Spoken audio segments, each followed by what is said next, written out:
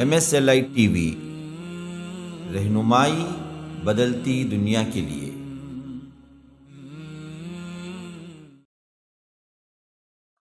إن الحمد لله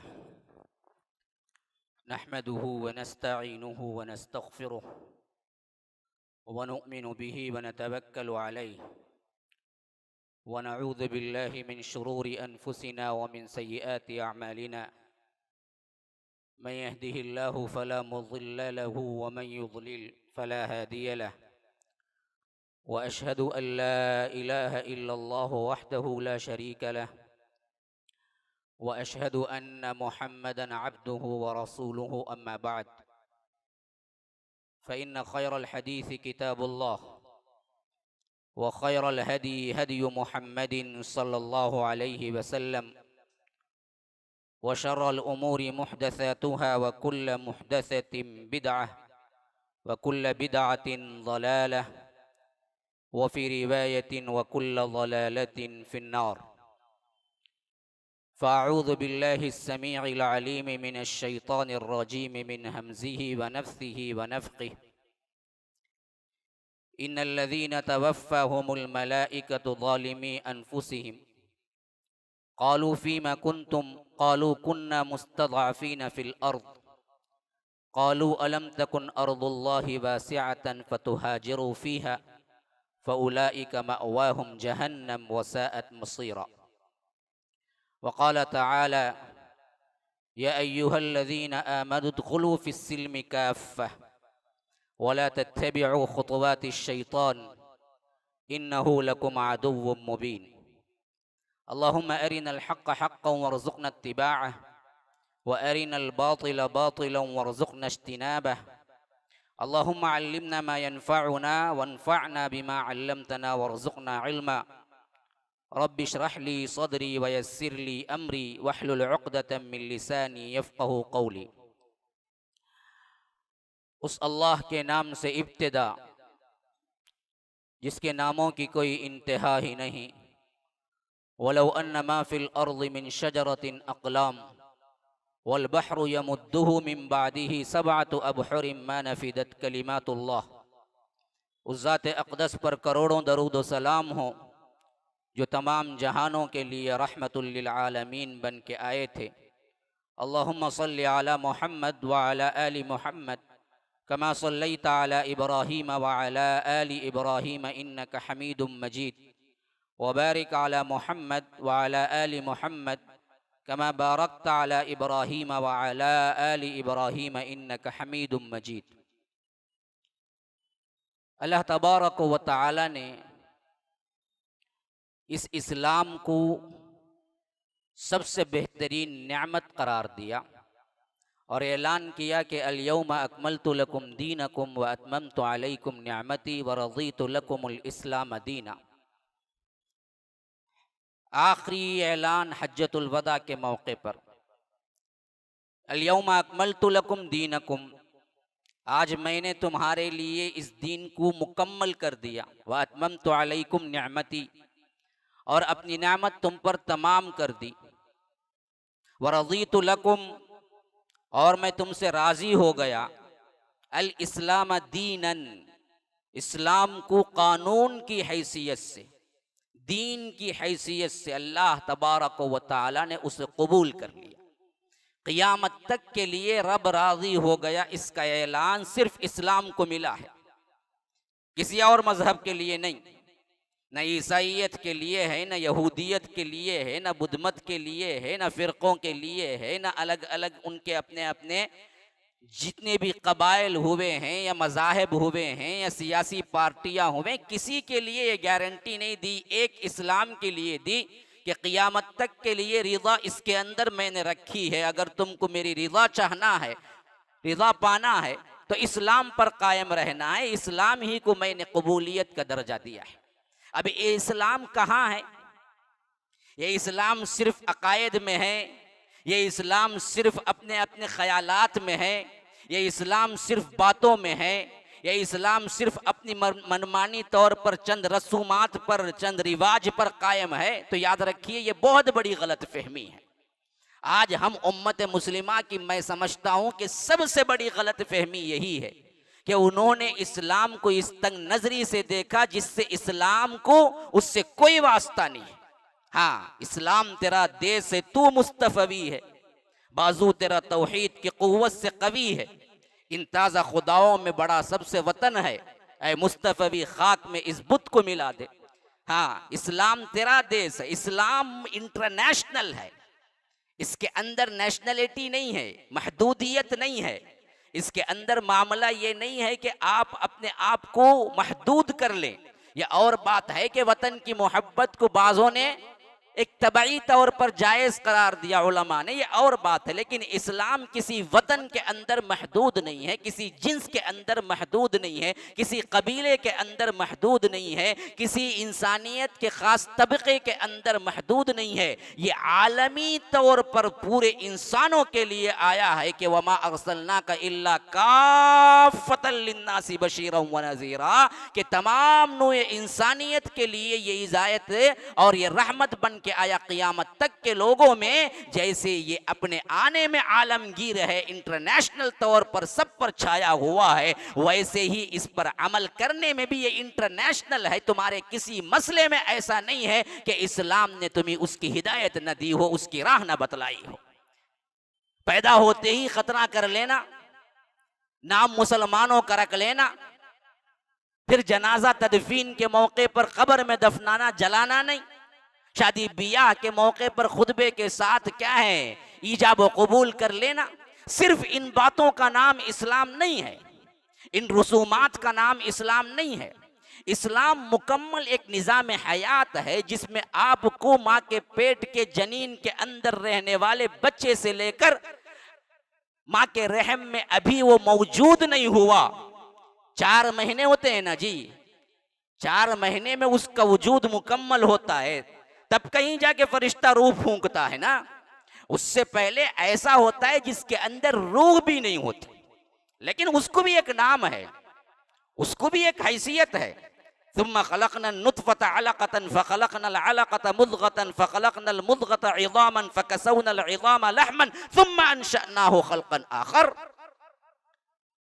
تو نطفے سے جو مضغہ بنا، خلقنا النطفة علقہ بنا، پھر علقہ سے مضغہ بنا، یہ جو اسٹیج تھے، ہر اسٹیج 40 دن کا، یہ 3 40 ملائے 120 4 مہینے۔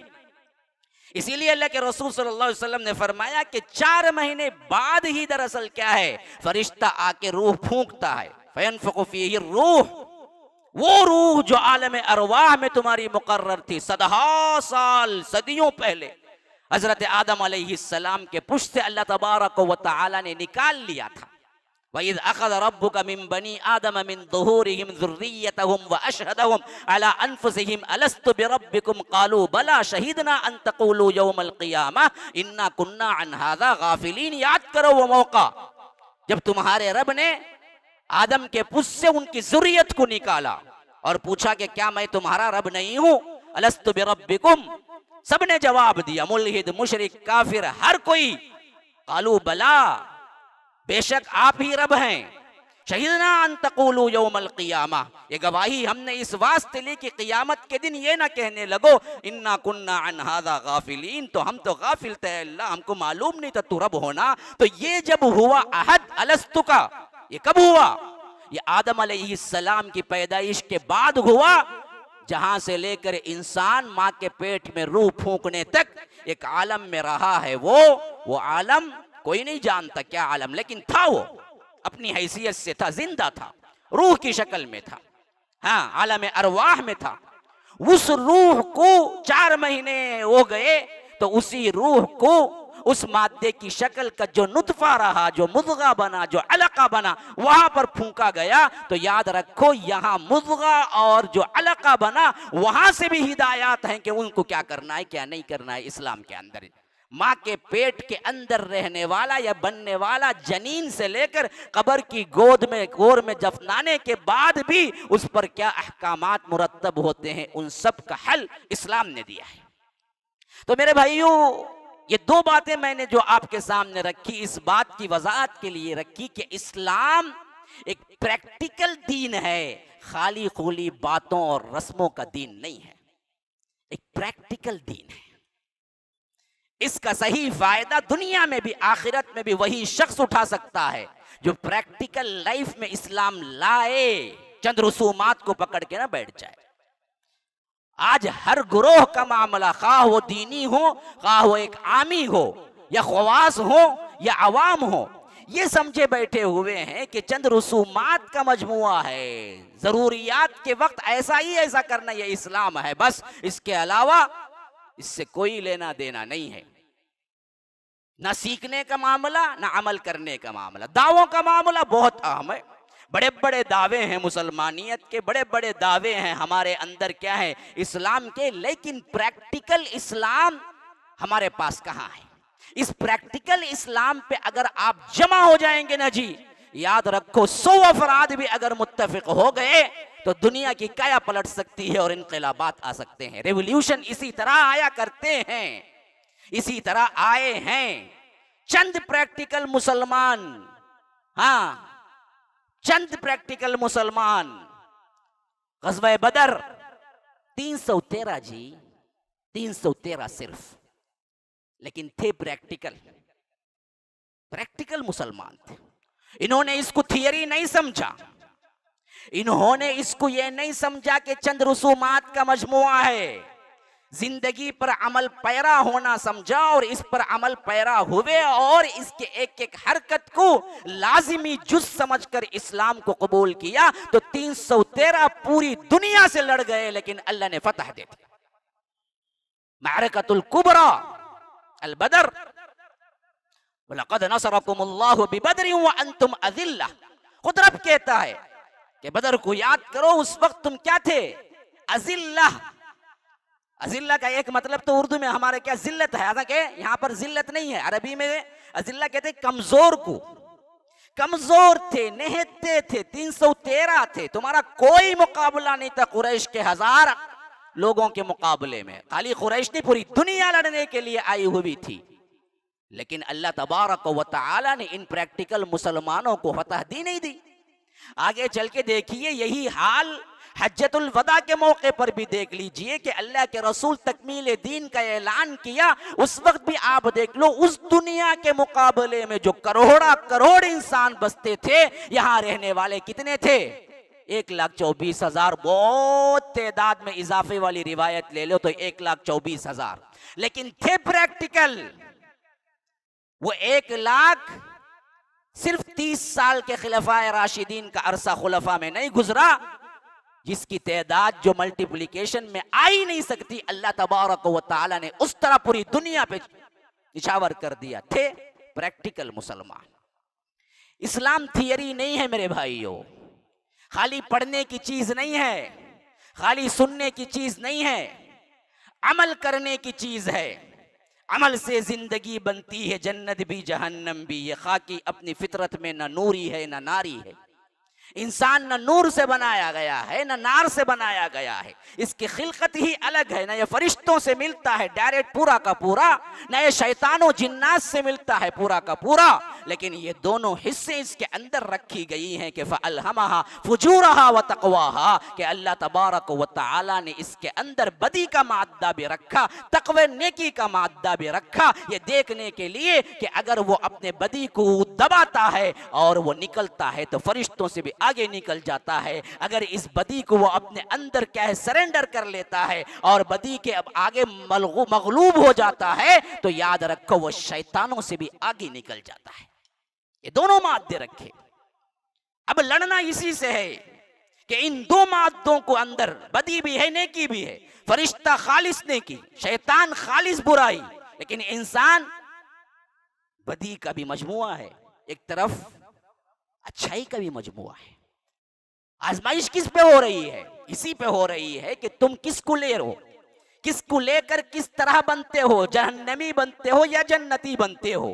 یہ آزمائش کے لیے اللہ تبارک و تعالی نے اتارا ہے، تو اسی آزمائش کے اختتام پر آپ کو یہ مشدہ ہے کہ آپ جنتی ہیں یا جہنمی ہیں۔ میرے بھائیو یہ پریکٹیکل نمونہ چاہیے ہمیں، اس پریکٹیکل نمونے کے لیے 10 افراد بھی تیار ہو جائیں نا، 20 افراد بھی تیار ہو جائیں نا، وہ 10 کروڑ پہ بھاری ہیں، لیکن ہے تیار ہونے کے لیے ہمت، تقوی، ایمان، صداقت، عزم، ارادہ، پختگی، اپنے آپ کو ایک آہن، اپنے آپ کو ایک لوہے کی طرح سخت بنا لینا، اور اس معاشرے سے لڑنے کے لیے، اس معاشرے کی برائیوں سے لڑنے کے لیے ہمت کے ساتھ، ایمان کے ساتھ، توکل کے ساتھ اٹھ کھڑے ہونا، خواہ وہ چند افراد ہی کیوں نہ ہو، رب العالمین ضرور بالضرور مدد کرتا ہے۔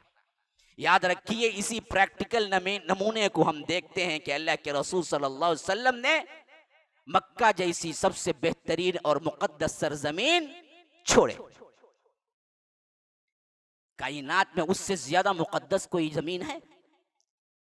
زمین کا کوئی خطہ کو ہے جو کعبۃ اللہ جیسی زمین سے زیادہ مقدس ہو؟ چھوڑا کیوں جی؟ ہاں ذرا سوال شاید آپ اس ناحیے سے نہیں سوچے ہوں گے، تھوڑی دیر کے لیے ذرا میرا ساتھ دیجیے، ذہن لگائیے۔ جاہلیت میں صرف مقدس نہیں تھی یہ زمین، اسلام نے بھی اسے مقدس ہی رکھا، آخر چھوڑا کیوں؟ کمپرومائز کر کے مشرکین کے ساتھ رہ سکتے تھے نا، کیا بڑا مطالبہ تھا ان کا؟ یہی تو مطالبہ تھا نا، پریکٹیکل مت کرو، تھیوری ہو تو رکھ لو، ہم پریکٹیکل برداشت نہیں کریں گے۔ آپ علل اعلان آپ کیا ہیں؟ اسلام کو پھیلاتے ہیں، دعوت دیتے ہیں، اس کے ذریعے ایک جماعت بنتی ہے، اس کے ذریعے ایک بہترین قوت ابھرتی ہے، اس کے ذریعے ایک بہترین معاشرہ بنتا ہے، تو ہم نہیں چھوڑیں گے آپ کو۔ ہاں اندرونی طور پر اللہ اللہ خیر صلی اللہ کرتے ہو تو ہمیں کوئی لین دین نہیں ہے اس سے۔ ابو بکر کی ہجرت کا وہ واقعہ آپ کو معلوم نہیں ہے جو بہت مشہور ہے ابن دقینہ کا؟ جب ابو بکر ہجرت کے لیے نکل گئے، راتوں میں کھڑا کرتے تھے، جب رات میں اللہ تبارک و تعالی سے مناجات کے لیے تہجد کی نیت باندھ لی تو صدیق اکبر کا یہ حال ہوتا کہ دنیا میں رہتے ہوئے دنیا کے دوسرے عالم میں ہوتے تھے، انہیں پتہ ہی نہیں چلتا تھا کہ وہ اللہ تبارک و تعالی کے دربار میں کھڑے ہوئے ہیں اور یہاں دنیا کے اندر لوگوں کے ساتھ نہیں ہے، بلکہ انہیں پتہ چلتا تھا کہ اللہ تبارک و تعالی کے دربار میں، اللہ کے حضور عبادت میں لگے ہوئے ہیں۔ تو اس حیثیت سے قرآن پڑھتے تھے کہ عورتیں جو کافرہ تھی وہ خود گھر کی عورتیں رونے لگتی تھی۔ یہی حال دیکھ کر انہیں روکا گیا کہ تم نہیں پڑھ سکتے بلند آواز سے، پڑھنا ہے تہجد اندر پڑھ لو، صحن میں نہ پڑھو ورنہ ہم تمہیں جینے نہیں دیں گے۔ جہاں قرآن پڑھنے کی اجازت نہ ہو، حضرت ابو بکر صدیق نے راہ لی، ہجرت کی۔ راستے میں ان کا دوست ملا جو جاہلیت میں بہت اچھا دوست تھا، ابن دقینہ۔ اس نے پوچھا کہاں جا رہے ہو؟ کہا کہ میری قوم مجھے جینے نہیں دیتی۔ کس طرح کی جینے نہیں دیتی جی؟ عام مست زندگی ہماری جیسی ہے، اسے نہ، اس کے لیے تو راضی تھے۔ پریکٹیکل مسلمان زندگی نہیں گزار سکتا، یہ جینے نہیں دیتی۔ تو ابن دقینہ نے کہا آپ جیسے قوم کے لیڈر، آپ جیسے ملنسار، آپ جیسے حلیم، آپ جیسے بردبار، آپ جیسے بااثر شخصیت، آپ کی قوم نے آپ کے ساتھ برا کیا، ایسا نہیں ہو سکتا، آئیے آپ واپس آئیے، میں قوم سے بات کرتا ہوں۔ قوم سے بات کر کے کیا ہے واپس گھر لایا اور کہا کہ اب مت جائیے آپ، بس ایک کنڈیشن ہے، آپ راتوں میں صحن میں آواز سے قرآن نہ پڑھیے، تہجد میں ذرا آہستہ پڑھ لیجیے۔ کچھ دن کے لیے مانا صدیق اکبر نے، لیکن پھر وہی صحن میں بلند آواز سے قرآن کی آواز سنائی دی تو قبیلے والوں نے پھر ابن دقینہ کو بلایا اور کہا کہ دیکھو تم نے بتایا تھا کہ یہ بلند آواز سے نہیں پڑھیں گے، لیکن اب پھر شروع کر دیا۔ تو ابن دقینہ نے کہا کہ دیکھیے یہ چیز یہاں نہیں ہو سکتی، کہا کہ تم اپنی امان واپس لے لو، مجھے کسی امان کی ضرورت نہیں ہے، لیکن میں قرآن کو بلند آواز سے پڑھے بغیر رہ نہیں سکتا، میری قوم مجھے مارے تو مارے۔ تو ہجرت کا کاز اصل میں پیچھے کیا تھا؟ پریکٹیکل مسلمان ہونے نہیں دے رہے تھے، یہی تو اصل کاز تھا۔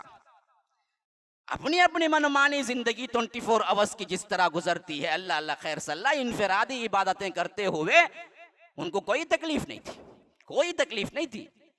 اللہ کے رسول صلی اللہ علیہ وسلم محبوب تھے انہیں نبوت سے پہلے، اتنے محبوب تھے پلکیں بجھاتے تھے، اللہ کے رسول صلی اللہ علیہ وسلم کو امین کہا، اللہ کے رسول صلی اللہ علیہ وسلم کو صادق کہا، اللہ کے رسول صلی اللہ علیہ وسلم جو فیصلہ کر دیتے تھے قوم کے لوگ اسے بلا چوں چرا مان لیتے تھے۔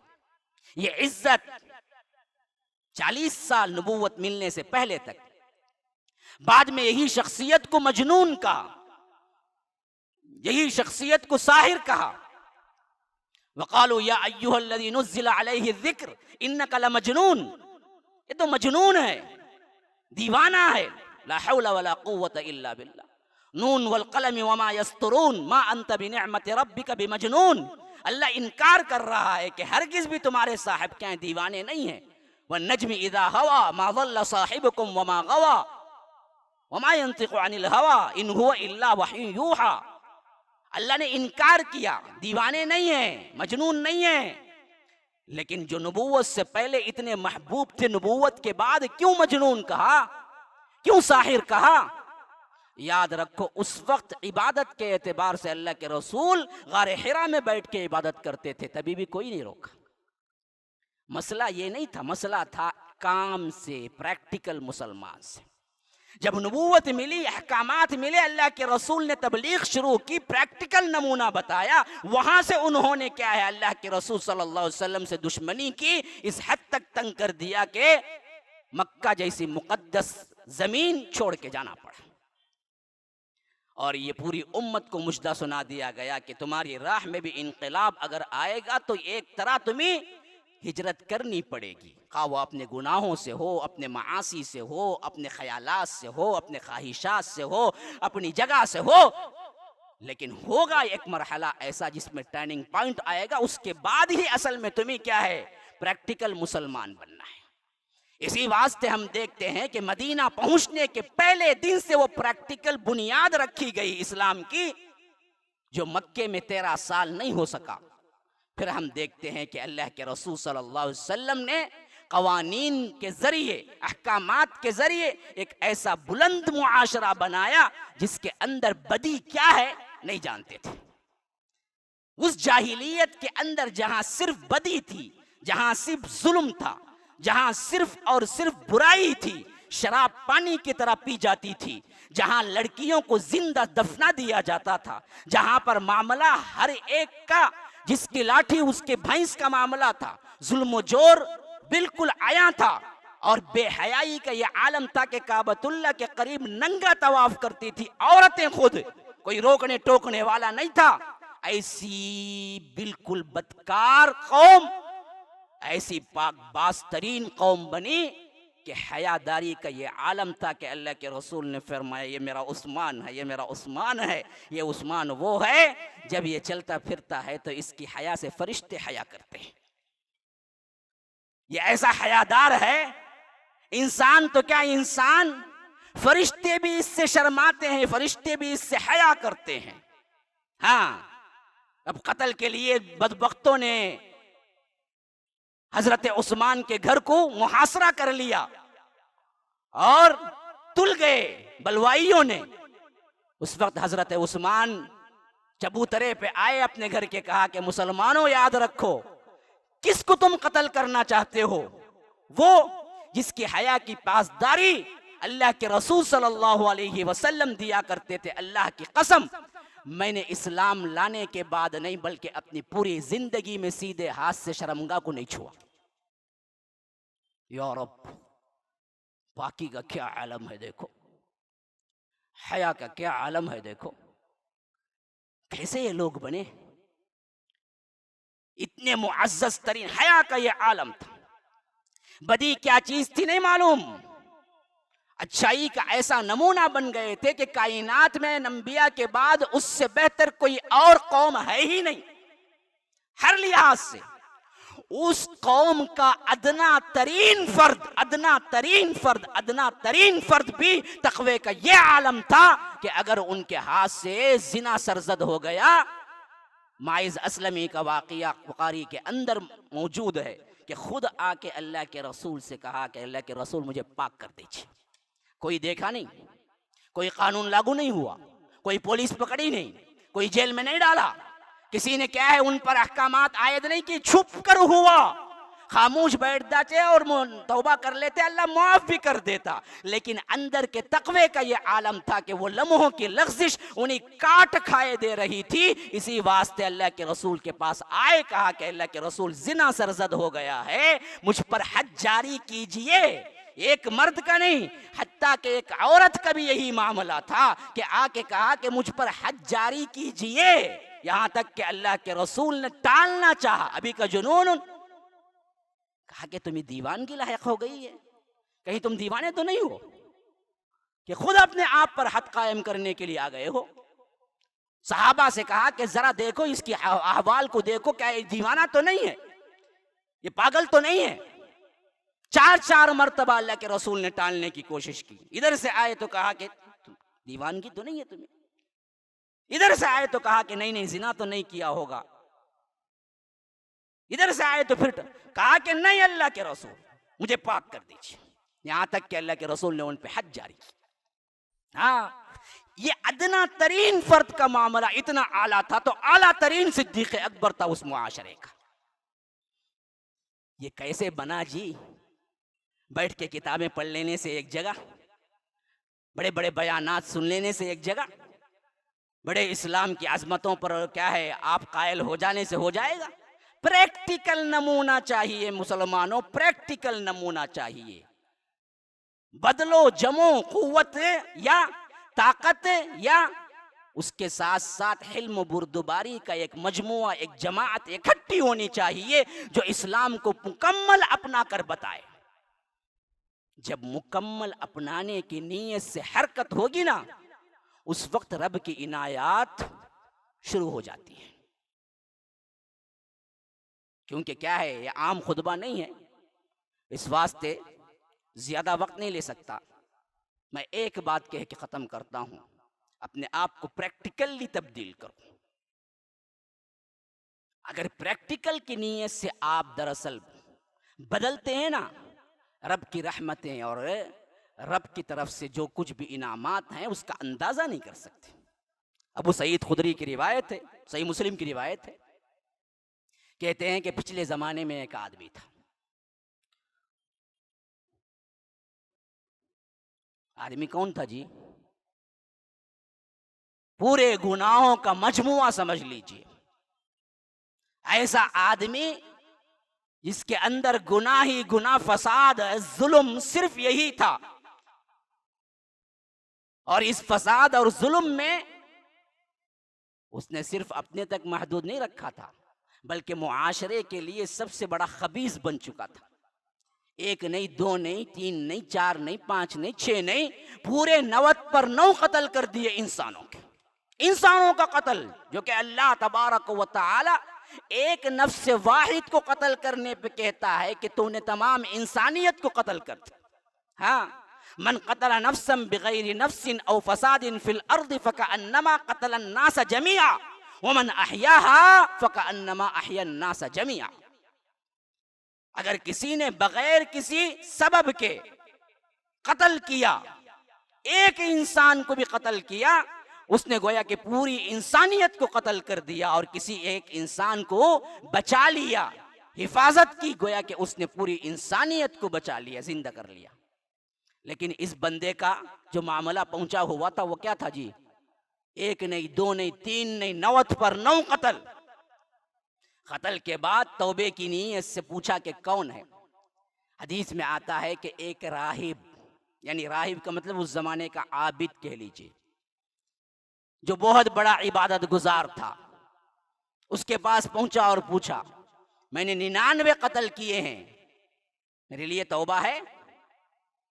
وہ عابد زاہد تھا، مسائل سے کیا واقف تھا؟ دیکھیے، عبادت اور چیز ہے، علم اور چیز ہے۔ وہ تو عابد زاہد تھا، غصے میں ہو کر کہا کہ ایک قتل کو اللہ تبارک و تعالی حرام قرار دیتا ہے، تو 99 کیے، تیرے لیے توبہ ہوگی؟ تیرے لیے کوئی توبہ نہیں۔ اب یہ تھا تو پہلے ہی 99 قتل کیا، ابھی ایک قتل میں انسان جری ہو جاتا ہے، 90 کرا تو کیا ہے، اسے مکھی مارے سر کا رنگا۔ تو کیا کیا، وہ غصے میں آ کے اسے بھی مار دیا، پورے 100 ہو گئے۔ ہاں، اب پھر اس کے بعد اس کے اندر پھر داعیہ پیدا ہوا کہ کئی توبہ ہے میرے لیے۔ تو اس وقت حدیث میں آتا ہے کہ لوگوں نے ایک بڑے عالم کی طرف اشارہ کیا کہ اس سے جا کے پوچھو. پہلے عابد کی طرف تھا معاملہ، اب عالم کی طرف تھا معاملہ. اب وہاں جا کے پوچھا تو کہا کہ سبحان اللہ، اللہ تبارک و تعالیٰ کوئی ایسا گناہ رکھا ہے جس کی توبہ ہی نہیں ہے؟ ہرگز بھی نہیں. توبہ ہے تمہارے لیے، اور اس توبے میں اللہ تبارک و تعالیٰ تم سے راضی ہو جا سکتا ہے، لیکن شرط یہ ہے کہ تم پریکٹیکل کرو. وہ عالم دیکھیے جس حیثیت سے انہیں تاکید کیا، یہ دراصل اصل میرے مضمون سے سبق ہے.